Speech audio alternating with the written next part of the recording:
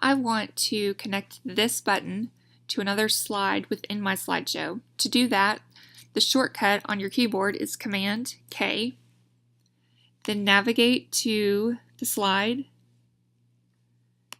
and click Apply. I can do this same action by going up to my toolbar and selecting Insert, Link, or I can find the icon for inserting a link. Now, once my button is active, when I go to Present, I can move my mouse and it looks like a hand, so I'm going to click my button. There is the page I want it to go to, and I have another button down here at the bottom that takes me back to the table of contents.